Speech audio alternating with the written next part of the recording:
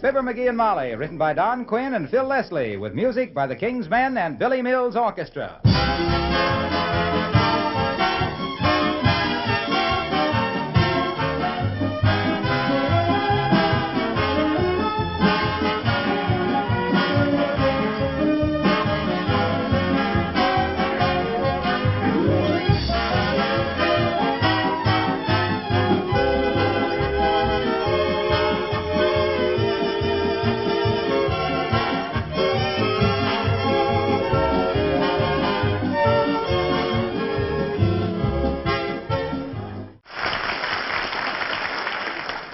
The dangerous age in a man is when he wants to start fixing things around the house.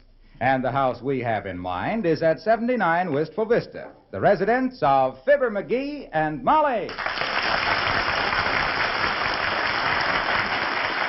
Now, let me see. What can I work on first? Oh, I know. I'll go up on the roof and put up a new aerial. Oh, fine.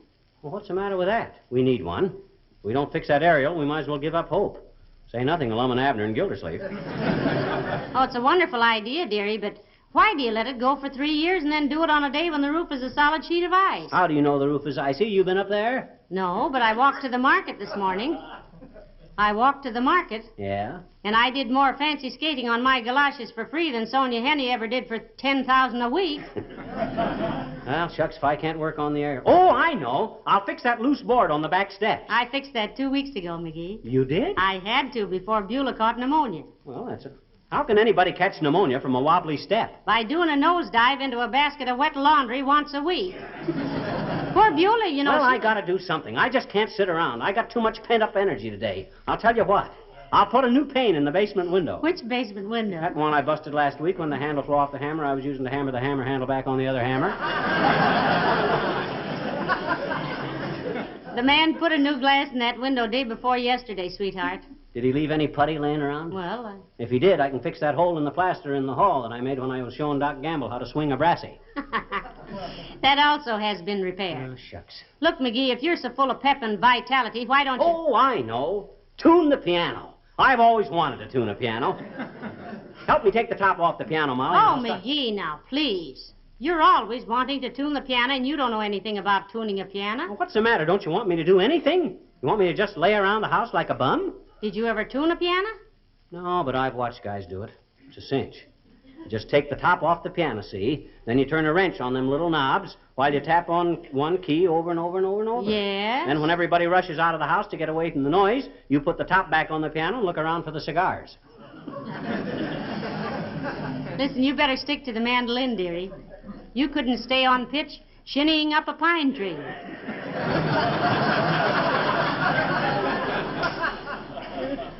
Well, doggone it, I gotta have an outlet for all this energy. I got an urge to do something constructive. I want to build something for somebody. Sit down and build yourself a lap. Here's a book of crossword puzzles. You can work on those. No, sir, I'm too restless. I feel like I want... Hey, Oh, no. I can do that later. What? Take down the Christmas tree. Now, don't be hasty about that, McGee. It's only the 23rd of January. We can tie some cherries on it and throw a Washington's birthday party. Well, isn't there anything I can fix or build for anybody around here? I want to do something. I can't think of anything, dearie. Maybe Beulah needs something done. Oh, Beulah! Beulah! Somebody bawl for Beulah?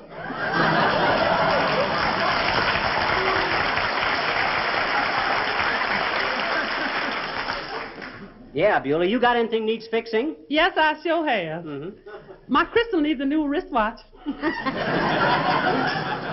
You mean your wristwatch needs a new crystal, Beulah? No, ma'am. I dropped it in the snow this morning, ma'am, and all I could find of it was the crystal. My gosh, that's too bad, Beulah. Was it valuable? No, sir, not awful valuable anyway. It had a prescription engraved on the back of it that said, presented to Wilbur T. Undertrig for 25 years faithful service in the employ of the Wistful Vista Surface Line. Wilbur probably had to hock it to pay the rental on the tuxedo we wore at the banquet where they presented the watch to him, huh? Where'd you get it, Beulah? From Mr. Wilbur T. Undertrig, sir. Didn't he like it, Beulah? No, ma'am. He said, Beulah, he said, you keep this here tick-tock to remind you never to work for no public futility 25 years. He say when you get to that age, there's liable to close up the works and lay off the hands. Oh.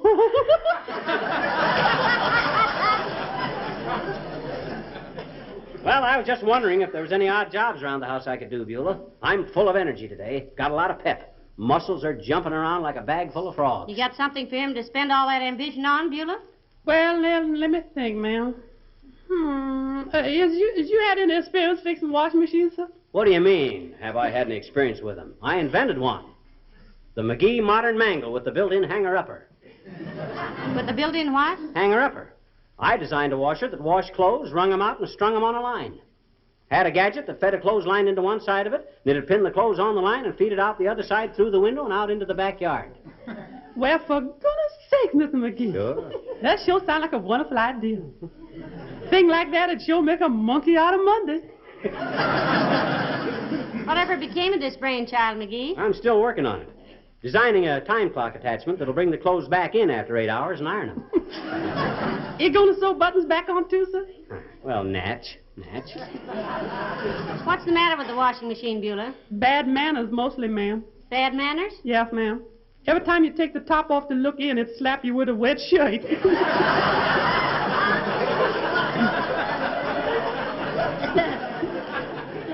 Well, it can't be blamed for that, Beulah.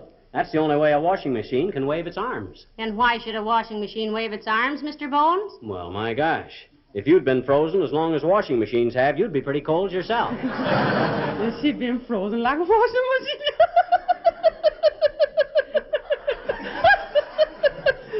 Love that man, and I'll fix it myself.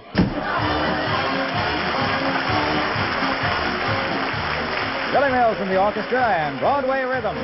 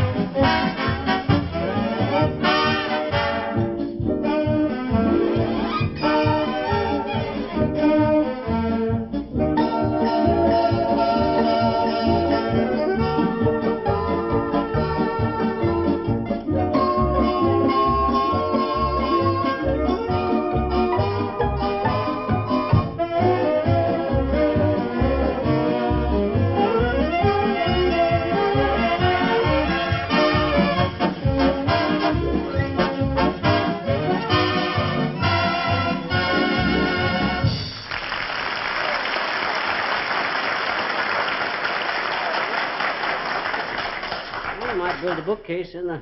Oh, we got a bookcase. I might tear out one wall of the dining room and build in a built-in china cabinet. No, not enough china.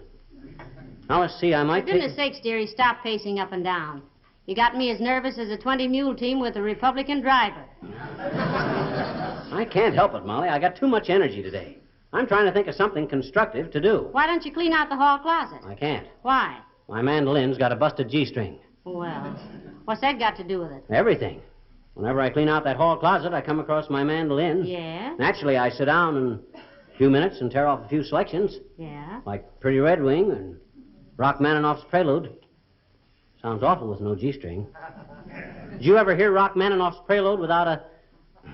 Well, I'm afraid that's not a proper question. Yeah. I'm afraid you're right. Look, why don't you go shovel the snow off the... Oh, hello, Alice. Hello, Mrs. McGee. Hello, Mr. McGee. Oh, hi, Alice. Hey, you got any odd jobs of work you need done, kid? Something requiring superhuman energy, a keen intelligence, and a mass of muscle? Such as sharpening a pencil, Alice, or winding a clock? Well, I can't think of a thing, Mr. McGee, unless you want to put a hook on the inside of my bathroom door to hang a bathrobe on. Why, McGee, you promised to do that a year ago. I never noticed that he hadn't done it, Alice. Completely slipped my mind, girls, completely. Where do you hang your bathrobe now, Alice? On the doorknob, but it drags on the floor that way. Oh, my gosh, I can fix that easy enough. Bring me your bathrobe and a pair of scissors. See, the doorknob's about 36 inches from the floor. I'll cut 37 inches off your robe, and it'll hang an inch clear. I don't know why you women can't think of these things. It just takes a little imagination. Look, dearie, Huh? wouldn't it be simpler just to lower the bathroom floor about 3 feet? Oh, no, Mrs. McGee. If the floor was lowered 3 feet, the cord of the ceiling light would be too high to reach. Yes, that's true, Alice.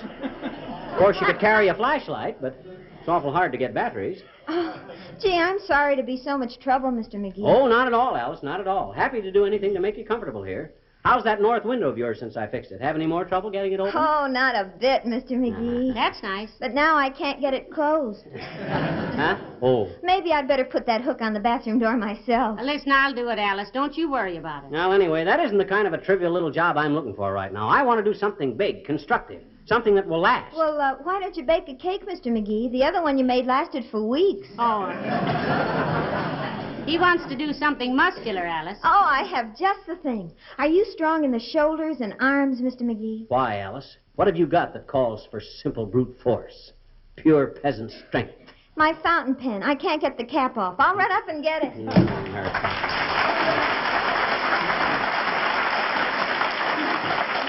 Fountain pen. That's child's play. What I need is something to work off this excess energy. I feel so strong, I frighten myself. Really? Why, I slapped myself silly just putting shaving lotion on my face this morning. Well, until this sudden surge of physical strength fades away, Pet, you'd better open doors and things with your left hand. No, that's no solution, kiddo. I'm just as powerful with either hand. Matter of fact, I'm thinking of writing a book about that. Entitled what? Forever Amber, dexterous. You get it? Amber, dexterous. The pun involves... Ain't funny, McGee. No? I liked it because it was topical. A topical joke is always... Hiya, folks. Hello, Mr. Wilcox. Hi, Junior. Feel my muscle. What? Feel my muscle. My biceps. Ain't that marvelous? Just developed this morning. It isn't quite so impressive when he hasn't got his shirt sleeves rolled up under his coat, Mr. Wilcox. What have you been doing, pal? Signing up for a course of training with Charles Atlas? Nope. Just reached a peak of physical perfection, Waxy. Muscles toned up, eyes clear as a bell, complexion ruddy, hair full of electricity. Tummy full of wheat cakes? Well, personally, I always feel that way. Oh, yeah? Why, compared to me, Junior, you're a weakling. You're big and flabby. I'm the wiry type. Wiry and well insulated. Well, now that you've got it, what are you going to do with it? Trying to find a job of work that'll work off a little energy, Junior. All the odd jobs around here are too trivial to monkey with. I got to use my muscles on something constructive. Hey, you know how to Indian wrestle? Yes. Swell. I'll Indian wrestle you for 50 cents. Right. Here, Molly. Here's my four-bit. Now, wait a minute, boys. Leave us not have no assault and battery. This is just... Oh, Indian wrestling ain't violent, Molly. Just a matter of balance and psychology. You ready, Junior? Go. Yup. Now, watch it now. Oh. Oh! My goodness, McGee. How did you do that? Are you hurt, Mr. Wilcox? Oh. Gosh, I hope I didn't bust his arm. I don't know my own strength today. Get up, Junior. Here, let me help you up. Oh. Well, for goodness sakes, did you throw him down that hard, McGee? Nah, he was faking. That big lunkhead let me throw him on purpose. Where's his 50 cents? Well, he absent-mindedly took it out of my hand when he left. Absent-mindedly, my clavicle. And that sharpshooter never left... Come in. Well, my goodness, Dr. Gamble. Hello, Molly. Hello, migraine. Migraine? Yes, you go against it. You better go easy with him, Doctor. He's as full of pepper as a Mexican blue plate. He wrestled Mr. Wilcox and threw him clear to Racine, Wisconsin. He ought to be in condition. Every time he gets out of a chair, he wins a weightlifting contest. Careful there, bone bender. Don't twit me today. I'm just in the mood to give you the old 1-2. 1-2 is right, Sonny. One pass at me and you spend 2 weeks in the fracture ward. What goes with you, anyway? How'd you get so healthy all of a sudden? Well, he simply woke up with a vest full of chest, Doctor. Terrific energy today, Doc. Old heart's got a beat like a slap bass. Take off your shirt. Nah, there you go again. Take off your shirt. Can't take a person's word for feeling good unless you drag out the old stethoscope and have yourself an organ recital. He's all right, Doctor. Heavenly days, can't a man feel full of good cheer and ambition without being sick? Not this little man. Anytime that sourpuss turns sweet, I reach for the fever chart. Well, don't worry your old fat head about me, Quack Jack. Trouble with you is you can't stand seeing anybody feeling healthy. For you, a full bottle of pills means an empty day. Oh, I wouldn't go so far as to say that, McGee. Well? The doctor never treated you for anything you didn't have. I treated him for $40 once, and he didn't have that for about 10 months. And I still think you overcharged me on that, too. My gosh, $40. I only had that pneumonia in one lung. And what a wonderful patient you were, too. The whole staff at the hospital hated to see you leave when you did. Did they really, Doctor? Yes, they wanted to toss him out on his gluteus maximus 10 days sooner. Now, look, muscle-bound, just what are you planning to do to work off this magnificent burst of vitality? I don't know, kid. Been trying to find some job around here that'd really be constructive. I'm in the mood to build something, to try and, well, something that would... Hey, did I ever show you the plans I drew up for a jet-propelled bicycle? You never even showed me, McGee. Where are they? Why, they're right here in the hall closet.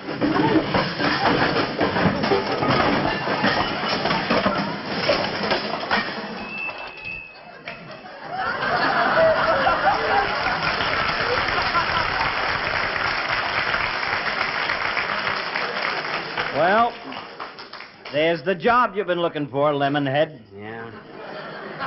Gotta straighten out that closet one of these days.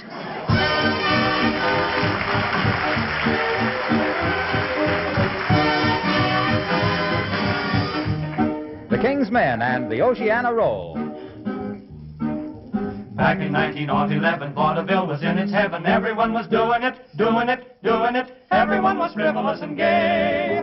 Comedians in baggy pants were followed by precision dancers. Then upon the stage, at a slightly smaller wage, appeared the old quartet. And in a style you can't forget, they'd open up and sing this way.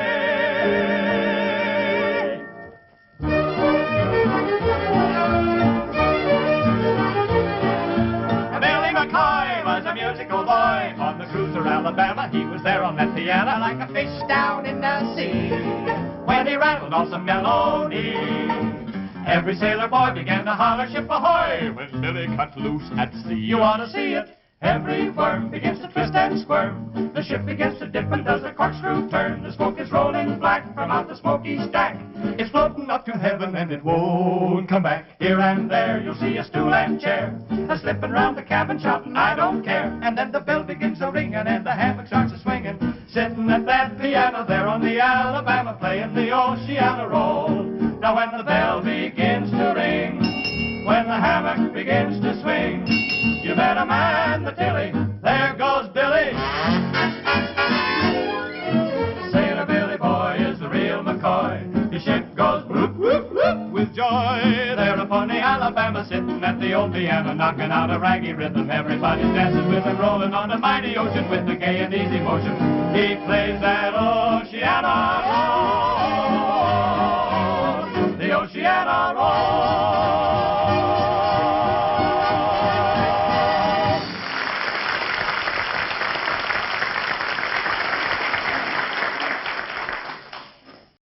McGee, did you straighten out the hall closet? No, I just kicked the stuff back in. I didn't want to waste all this energy on a simple job like that.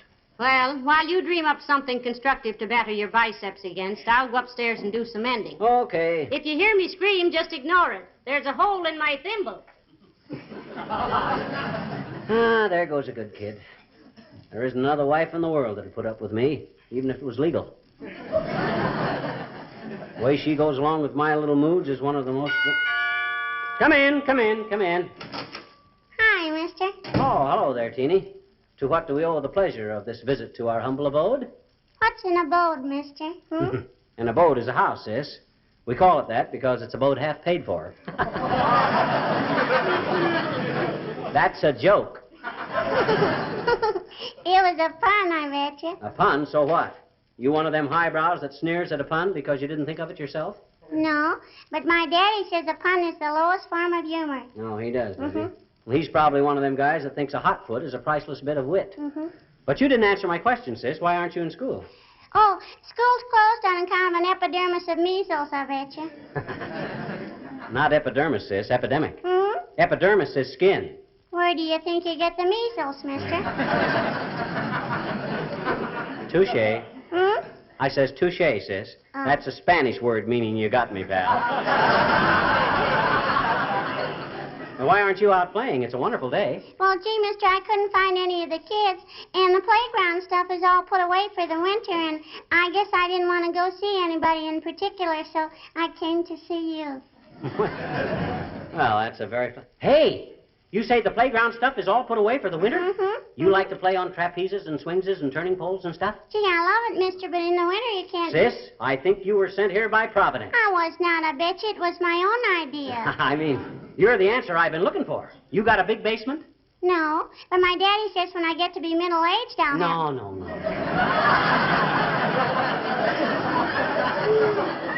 I mean, in your house. You got room in your basement for some playground stuff? Gee, sure we have, I bet you, but what you... Sis, how would you like it if I built you a trapeze and a swing and a turning pole and some stuff right in your own basement? Oh, oh, gee, mister, that'd be super. Criminy, when you gonna do it, mister? When? Right now, sis. Stand by while I gather up a load of tools. Oh. Now, let's see now. I'll need a hammer and a rope and some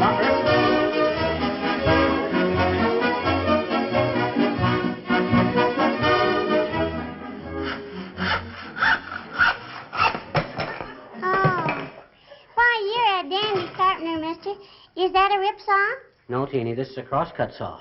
What made you think it was a rip saw? On account you ripped your pants in 4 places, sir. You can't do this stuff without a few mishaps, sis. Now, let's see. Better put this brace right here. Phew. Now, one more brace on this swing, and it'll be all finished, sis. Yeah? And better 3 hours work I never did in my life. You were just wonderful to do it, mister. I take back everything my daddy ever said about you. Believe me, these things are built in here to stay. You couldn't drag them out of here with a bulldozer. Now, let's see. I'll put this... Hey, mister. Look what I can do. Huh? Looky, I can hang by my knees. Well, that's very good, sis. I had a distant relative once that learned to hang by his neck. For fun, mister? No, for stealing a horse. Now, there you are, Teeny. It's all finished. You now got a set of athletic equipment that ought to last you till you're 82. Oh, gee, thanks ever so much, mister. Why are you so nice to me, Oh, I don't know. I guess it's because you kind of remind me of my wife. Oh? Besides, it was a privilege, sis. All day long, I've been looking for a good constructive job like this. Something to use up my energy. And believe me, I did it. Whew. I've used up my energy for the next 7 weeks. Boy, am I tired. Whew.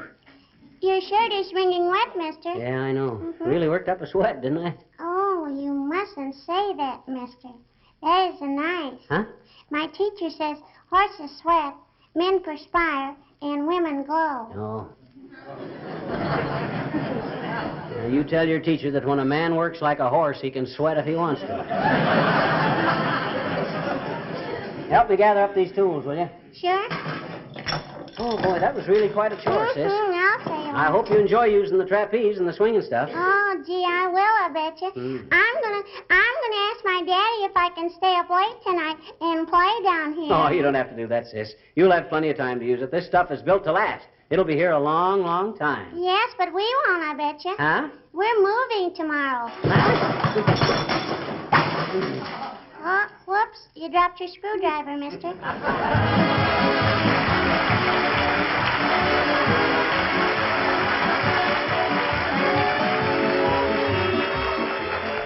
Good night, all.